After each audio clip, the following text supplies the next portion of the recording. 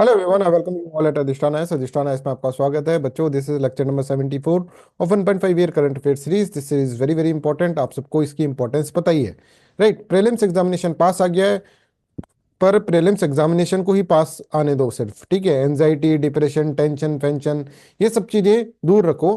ज्यादा से ज्यादा अपने आप के अंदर रहो और अपनी प्रिपरेशन पे फोकस होकर स्टडी करो, ठीक है। कोई भी आपकी लाइफ के अंदर अभी इंपॉर्टेंट नहीं होना चाहिए, बस आपकी प्रिपरेशन इंपॉर्टेंट है। यही देखना है आपको, हमको प्रिपरेशन करना है, बाकी सब गए भाड़ में, राइट। हमें सेल्फिश होकर प्रिपरेशन करना है, ये आप बिल्कुल ध्यान रखिएगा। चलिए हम स्टार्ट करते हैं। स्टार्ट करने से पहले मैं आपको बताना चाहता हूँ कि प्रीलिम्स खत्म हो जाएगा, उसके बाद हम एक फिलोसफी ऑप्शनल का कोर्स स्टार्ट करेंगे। और ये भी हमारे सभी कोर्स की तरह बहुत ही बढ़िया वाली क्वालिटी का कोर्स होने वाला है, जिसके अंदर हम आंसर राइटिंग पे कंप्लीट फोकस करेंगे। जैसे अभी हम एमसीक्यूज के ऊपर कंप्लीट फोकस कर रहे हैं ना बच्चों, वैसे यहाँ पर आंसर राइटिंग के ऊपर कंप्लीट फोकस करेंगे। जिन स्टूडेंट्स को ज्वाइन करना है वो करें, ठीक है। जिन स्टूडेंट्स को नहीं करना है वो इसको शेयर जरूर करें कि एक नया कोर्स फिलोसफी ऑप्शनल का स्टार्ट करा जा रहा है। 15 जून से ये कोर्स स्टार्ट होगा, राइट। जिसके अंदर complete coverage of syllabus will be there, detail complete notes will be provided, special answer writing program will be there, booklet program of weekly test, all India test series और group discussion of every topic will be there, ठीक है। इस तरह का काफी अच्छा यहाँ पर इसके अंदर होगा। जस्ट गिव मी सेकंड जी। आगे अपन चलते हैं इसके अंदर, राइट। तो ये इंपॉर्टेंट कोर्स है फिलोसफी का, that you should join, right. सभी बच्चों से है कि भाई फिलोसफी ऑप्शनल जो होता है वो बहुत इंपॉर्टेंट होता है आपके लिए, है ना। प्रीलिम्स तो हम करा ही रहे हैं आपको, ठीक है, और भी बहुत सारे प्रोग्राम्स आएंगे प्रीलिम्स के ऊपर, ठीक है। चलिए, तो हम पहला अपना टॉपिक पढ़ते हैं। अच्छा, मैं ये भी बताना चाह रहा था, इसमें बुकलेट प्रोग्राम हमने आंसर राइटिंग को बहुत ही टेक्निकली डिजाइन करा है। एक बुकलेट प्रोग्राम होता है जिसके अंदर आपको फाउंडेशन आपकी कवर होती है। उसके अंदर कोई ऐसा हार्ड फास्ट नहीं है कि भाई टाइम बाउंड मैनर के अंदर ही करें। बहुत ही कॉमन जनरल क्वेश्चंस होते हैं, ठीक है, होलिस्टिकली कवर करे हुए टॉपिक्स हैं, ठीक है। सारे टॉपिक्स को आपको बस एक बार लिख देना है, ऐसी बुकलेट है। उसके ऊपर फिर हम वीकली टेस्ट बनते हैं। अब यहाँ पर ये देखो, चारों टॉपिक है, उसमें बहुत ही common general question are there, right. फिर इसके बाद हम वीकली टेस्ट के ऊपर जाते हैं और फिर इसके बाद ऑल इंडिया टेस्ट सीरीज। इस तरह से आपका प्रोग्राम जो है बहुत ही, अगर आप देखेंगे तो बहुत बेसिक लेवल से अपन ने स्टार्ट करके इसके प्रोग्राम को बनाया। चलिए, वर्ल्ड क्राफ्ट सिटी, इसके अंदर हम पढ़ते हैं what is world craft city. अभी देखिए, वर्ल्ड क्राफ्ट काउंसिल है एक, राइट। वर्ल्ड क्राफ्ट काउंसिल ने एक वर्ल्ड क्राफ्ट सिटी का कॉन्सेप्ट ये लेकर आते हैं।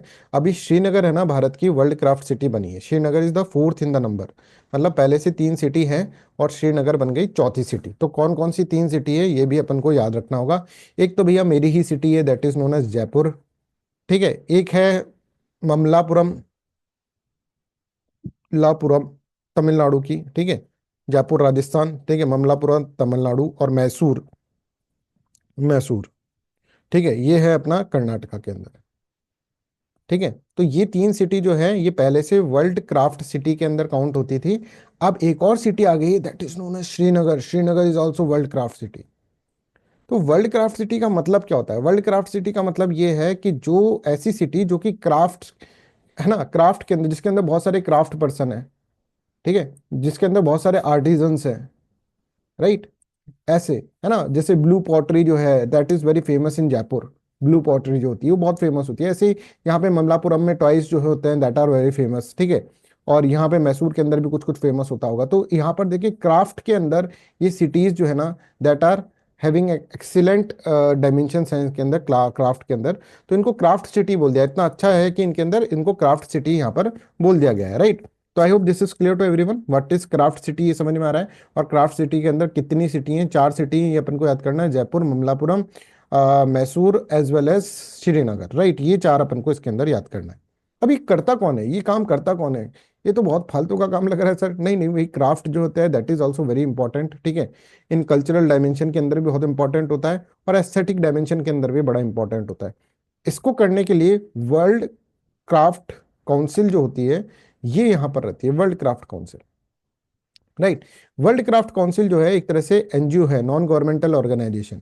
ये कुछ लोगों ने मिलकर बनाई थी। अगर ये देखो, was founded by the Aileen Osborn, Vanderbilt Webb, Margaret M Patch और श्रीमती कमला देवी चट्टोपाध्याय, राइट। इनका नाम सुना होगा ना, कमला देवी चट्टोपाध्याय की, ठीक है। At the first craft world craft council general assembly in New York on June 12 1964 को बनी हुई ये ऑर्गेनाइजेशन है, ठीक है। इसके अंदर क्या है? इसके अंदर यही देखते हैं कि कौन कौन सी सिटीज जो हैं, राइट, वो क्राफ्ट सिटी, उसको एक तरह से रिकॉग्निशन मिलता है। ये क्या करेगी? प्रिजर्व करने की काम करती है कि क्राफ्ट प्रिजर्व है किसी तरह से, राइट। प्रमोशन करे क्राफ्ट क्राफ्ट का कि भाई देखो इसके अंदर ये वाली ट्रेडिशनल क्राफ्ट जो है दैट इज इंपॉर्टेंट। तो इसमें लिखा भी होगा ये देखो, it is an international non profit organisation, is dedicated to fostering the preservation, promotion and advancement of the global craftsmanships and traditional crafts. Our mission is to empower artisan, artisans को empower करना। पर ऐसा नहीं कि artesian को पैसा दे रहे हैं कि पैसा ले लो भैया, ठीक है, पैसा नहीं दे रहे हैं, उनको एम्पावर कर रहे हैं, उनकी क्राफ्ट को एक तरह से क्या करके मार्केटाइज्ड करके, ठीक है। अब भारत भारत के अंदर अगर हम देखें तो चार ही ऐसी सिटी जो कि क्राफ्ट सिटी है। तो अब जो बाहर के लोग होंगे वो सोचेंगे यार वर्ल्ड क्राफ्ट काउंसिल ने इसको क्राफ्ट सिटी बोला है जयपुर को, श्रीनगर को, तो चलो यहाँ पर क्राफ्ट ढूंढते हैं, तो उससे आर्टिजन्स का फायदा होगा। राइट, तो कोई पैसा वैसा नहीं दे रही है भाई, ऐसा मत समझना कि पैसा देकर या उनको उसके इस तरह से कर रही है। Right, to strengthen the status of the craft in the cultural and the economic life, the council aims to follow the promote the fellowship among the craftsman by offering them encouragement. ठीक है, इसके अलावा encouragement, help them, help and advice. It fosters and assists cultural exchange through the conferences, international visits, research study, lectures, workshops, इस तरह से ये करते रहती है। राइट, तो देखो ये सब कुछ इसके अंदर किया, इसका मेन ऑब्जेक्टिव क्या है वर्ल्ड क्राफ्ट काउंसिल का, to strengthen the status of craft, है ना, क्राफ्ट का स्टेटस स्ट्रेंथन करें। राइट, तो इसके अंदर पूरा का पूरा मैंने आपको यहाँ पर बता दिया। राइट, अब इसका मिशन भी आप पढ़ सकते हो। इसका मिशन है we are committed to celebrating cultural diversity, fostering sustainable development, preventing the extinction of the traditional craft, कहीं क्राफ्ट खो ना जाए, उन क्राफ्ट को बचाए रखने के लिए। राइट, ये एक तरह से इसका मिशन है। इसी तरह से I hope this is clear to everyone. इस तरह के क्वेश्चंस यहाँ पर पूछे जाएंगे। मैं आपको क्वेश्चन बना कर देता हूँ, बहुत बढ़िया क्वेश्चन बना कर दूंगा इसके अंदर। पहले तो एक तो सिटीज याद कर लेना भैया, है ना। क्राफ्ट के अंदर सिटीज जो है दैट इज जयपुर, ठीक है, ममलापुर, ठीक है, ममलापुरम, राइट, और मैसूर और श्रीनगर। ठीक है, I hope this is clear to everyone. यहाँ तक सबको क्लियर है, ये क्राफ्ट की सिटीज याद कर लेना। और ये क्राफ्ट सिटी जो होता है कौन करता है, वर्ल्ड क्राफ्ट काउंसिल करता है। और वर्ल्ड क्राफ्ट काउंसिल जो है ये इसके अंदर इस तरह से करता है, ये आपको इसके अंदर याद होना चाहिए। राइट, अब चलिए नेक्स्ट जो है दैट इज एक बहुत बड़ी पर्सनैलिटी के बारे में पढ़ते हैं। बढ़िया पर्सनैलिटी, आपने कभी सुना नहीं होगा, ठीक है, इतनी बढ़िया पर्सनैलिटी है हिस्ट्री के अंदर, काफी उनको बोला नहीं, बताया नहीं गया है। राजा महेंद्र प्रताप सिंह, प्रताप सिंह महेंद्र भालू बाहुबली टाइप का, है ना, प्रताप सिंह। अब यही बात इनको कचोट रही है किनको, हमारे जो जो जो ये हैं, ठीक है, वाइस प्रेसिडेंट है ना, वो कह रहे हैं कि इंडिया की हिस्ट्री को मैनिपुलेट करा गया है, और कुछ लोग जैसे कि राजा महेंद्र प्रताप सिंह, उनके बारे में कुछ बात ही नहीं करी गई हिस्ट्री के अंदर, जबकि ये बहुत ही प्रोमिनेंट फ्रीडम फाइटर थे। राइट, तो देखो इनका जो जन्म हुआ था ना, वो हुआ था उत्तर प्रदेश में, महेंद्र प्रताप सिंह, ठीक है, उत्तर प्रदेश के अंदर। और ये बहुत ही बड़े एक तरह से रिवोल्यूशनरी थे, पर इनका नाम आपने सुना नहीं होगा। यही बात हमारे जगदीप धनखड़ जो है, ठीक है, वाइस चेयरमैन, वाइस प्रेसिडेंट, वो इस तरह से बोल रहे हैं कि रिवोल्यूशनरी थे इतने बड़े, पर किसी ने इनका नाम नहीं सुना, क्योंकि ये कांग्रेस से इतने ज्यादा लिंक्ड नहीं थे।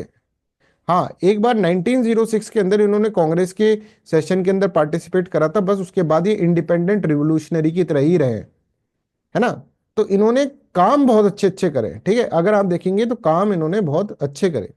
He was involve in the स्वदेशी मूवमेंट, स्वदेशी मूवमेंट में इन्वॉल्व थे, है ना। और उस टाइम पर कांग्रेस के अंदर इन्होंने एक तरह से थोड़ा बहुत कंट्रीब्यूट भी करा था, कांग्रेस के अटेंड सेशन वेशन अटेंड करे थे। बट ये हमेशा इंडिपेंडेंट की तरह ही रहे, किसी को इस तरह से इन्होंने ज्वाइन नहीं करा, है ना।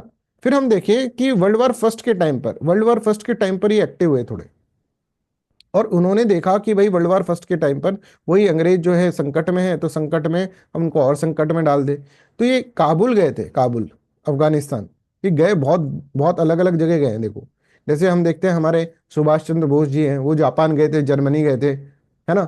वैसे ही ये भी ऐसे घूमे, काबुल गए अफगानिस्तान के अंदर, और अफगानिस्तान के अंदर उन्होंने एक तरह से वहां पर गवर्नमेंट ऑफ इंडिया बना दी। बोला कि हम गवर्नमेंट ऑफ इंडिया, ब्रिटेन में तो बना, भारत में तो बना नहीं सकते, ब्रिटेन वाले, तो हम अफगानिस्तान में जाके गवर्नमेंट ऑफ इंडिया उन्होंने इस तरह से बना दी। एक तरह से आप यहां पर देख रहे हैं प्रोविजनल गवर्नमेंट बना दी, जैसे कि सुभाष चंद्र बोस ने बनाई थी, ठीक है, जापान के अंदर जाके प्रोविजनल गवर्नमेंट, इन्होंने प्रोविजनल गवर्नमेंट बनाई किसके अंदर, अफगानिस्तान में जाकर, ठीक है। और कहा कि इस प्रोविजनल गवर्नमेंट मतलब भारत की गवर्नमेंट हम यहाँ से चला रहे हैं, क्योंकि भारत के अंदर भी ब्रिटिशर्स हैं, जब ब्रिटिशर्स जाएंगे तो हम ऐसी कैसी गवर्नमेंट यहाँ पर लेकर आ जाएंगे। राइट, इसके अलावा वो जर्मनी भी गए, इसके अलावा वो जापान भी गए, तो जहां सुभाष चंद्र बोस गए वहां तो गए, पर रशिया भी गए, टर्की भी, इन सबसे सपोर्ट मांगा इन्होंने। ऑटोमन एम्पायर जब तक टर्की के अंदर था वर्ल्ड वॉर फर्स्ट के टाइम पर, तो उन्होंने सपोर्ट मांगा उन्होंने कि भैया भारत की आजादी के अंदर हमको सपोर्ट करें, Germany, Japan, Russia, Turkey. Subhash Chandra Bose तो इनके बाद गए यहाँ पर, यहाँ सब जगह, ये पहले ही चले गए, राइट। तो यहाँ पर आप देखो, राजा महेंद्र प्रताप सिंह, ठीक है, was born on the 1 December 1886 in Hathras, Uttar Pradesh. He was freedom fighter, revolutionary, writer, social reformer and internationalist. Participated in 1906 Congress session in Kolkata and promoted indigenous industries. Mahendra Pratap was also deeply involved with the Swadeshi movement. स्वदेशी movement के साथ ये deeply involved थे and would constantly promote small industries with indigenous goods and local artisans. Small industries को इन्होंने क्या करा, पूरा पूरा इन्होंने एक तरह से प्रमोट करा, indigenous goods and local artisans को। Mahendra Pratap was deeply involved in India's struggle for independence. 1915 के अंदर वर्ल्ड वॉर फर्स्ट में ही proclaim the first provisional government of India in the Kabul, ठीक है, जैसे मैंने आपको बताया, with himself as a president opposing Britishers colonial rule, ठीक है। He sought support from the countries like Germany, Japan, Russia, Turkey for the India's fight against the British colonial rule. He is said to have met Vladimir Lenin in 1919, 2 years after the Bolshevik Revolution. He also formed the executive board of India in Japan. Japan के अंदर देखो कितना काम करा है, आज तक हमको पता नहीं था इनके बारे में, क्योंकि इनको प्रमोट ही नहीं करा गया। हिस्ट्री को एक तरह से बहुत ही ज्यादा डिस्टॉर्टेड लिखा गया है, समझ में आ रहा है। Internationalist and peace award advocate Mahendra Pratap was nominated for the Nobel Peace Prize in 1932 for his global advocacy for the peace and his effort to expose the British atrocities in India and Afghanistan. उनको nominate करा गया था, हालांकि उनको मिला नहीं, पर इनको नॉमिनेट करा गया था इस तरह से। Nomination describe Raja as a Hindu patriot, editor of the world federation and unofficial envoy of the Afghanistan, ठीक है, इस तरह से इसके अंदर उनको बोला गया। फिर आगे हम देखें कि इसके बाद 1929 के अंदर Mahendra Pratap launch the world federation in Berlin, ठीक है, which was later influence by the creation of the United nation, ठीक है। जो उन्होंने बनाई वर्ल्ड फेडरेशन, उससे इंस्पायर होकर यूनाइटेड नेशन बना। पीस के लिए बहुत काम करा इन्होंने 1929 के अंदर। पॉलिटिकल कैरियर की बात करें तो after independence he hard to promote the idea of panchayati raj, worked hard to promote the idea of Panchayati Raj, served as a member of parliament from the Mathura.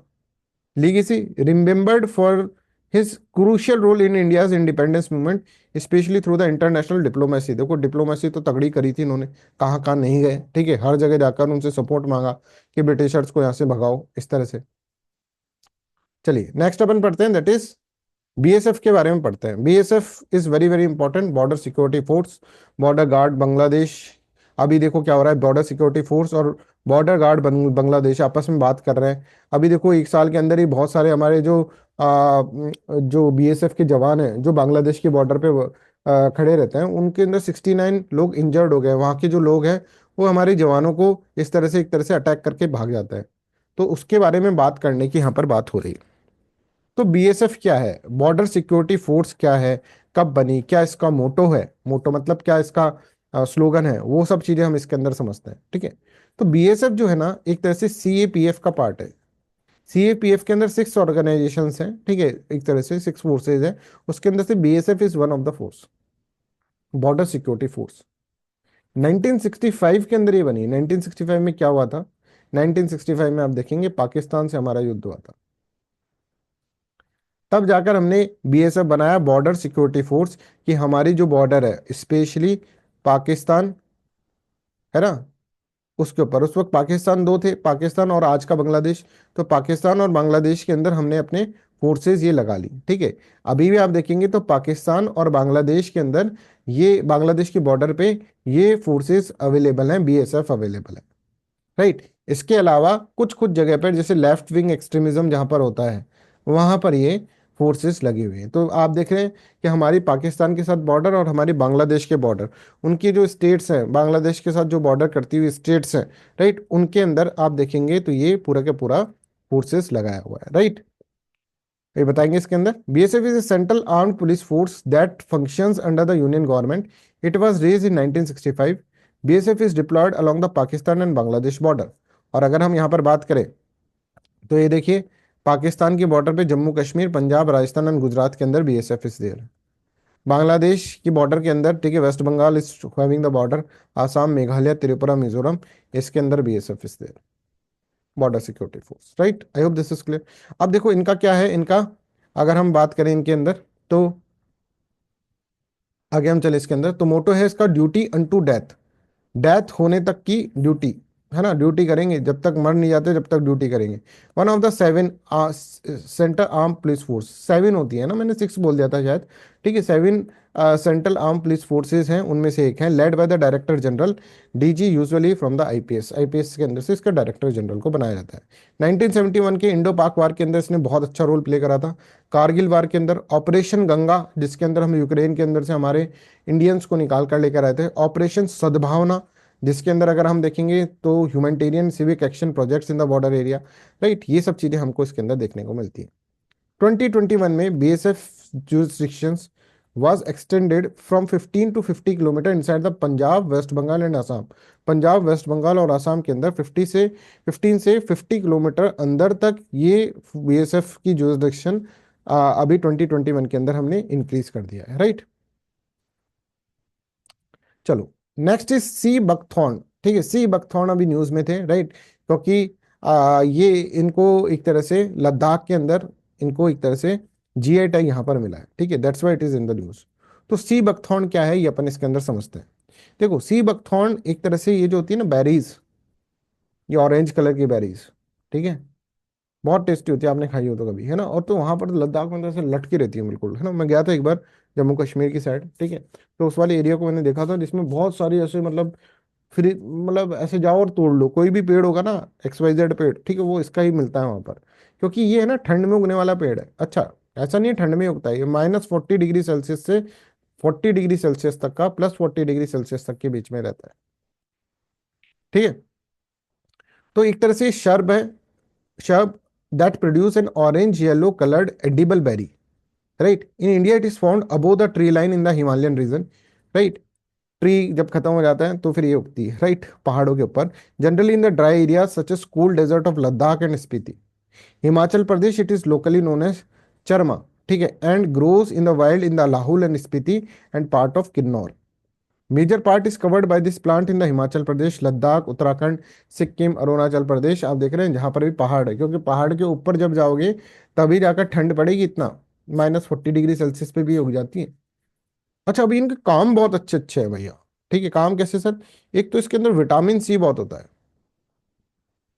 तो स्किन के लिए this is very very important, stomach के लिए this is very very important, heart के लिए this is very very important, heart fail नहीं होगा, right, समझ में आ रहा है। तो मेडिसिनल बेनिफिट इसके बहुत सारे हैं। दूसरा और भी है कि इसकी जो है ना जड़े, इस पेड़ की जड़ें, राइट, वो क्या होती है, वो पकड़े रखती है सॉइल को, तो सॉइल प्रिजर्वेशन के अंदर बहुत काम आता है, राइट, सॉइल प्रिजर्वेशन के अंदर ये बहुत काम आता है। इसके साथ साथ अगर हम देखें तो ये एक तरह से सॉइल को न्यूट्रेंट बनाता है, नाइट्रोजन फिक्सेशन कर देता है सॉइल का, राइट, नाइट्रोजन फिक्सेशन। तो इस तरह से ये बहुत इंपॉर्टेंट है, राइट। तो यहाँ पर देखो, as a folk medicine, sea buckthorn had been widely used for treating stomach, heart, skin problems. Ecological benefit देखेंगे तो beside being an important source of the fuel wood and the fodder, sea buckthorn is a soil binding plant that prevents soil erosion, checks siltation in the rivers and help preserve floral biodiversity, right? Commercial benefit देखें तो इसके अंदर commercial value होता है, जैसे juice, jam, nutrition capsule, ये सब चीजें इसके अंदर बनती है। I hope this is clear to everyone, यहाँ तक सबको समझ में आ रहा है। And this is all about today's class, thank you so much for listening me, right. अच्छा, ये दो तीन पॉइंट्स और है इसके अंदर, ये जो मैंने बता दिए हैं वैसे तो, है ना, एल्टीट्यूड, हाई एल्टीट्यूड पे होता है, क्लाइमेटिक कंडीशन -40 से, ये बता दिए, सॉइल प्रेफरेंस मैंने आपको बता दिया, sandy, nutrient pure soil and help in the soil conservation, इसके अंदर ये उग जाता है, राइट। चलो, that's all for today's class, आज की क्लास के लिए इतना ही रखते हैं। Thank you so much for listening me so kindly, bye bye, take care.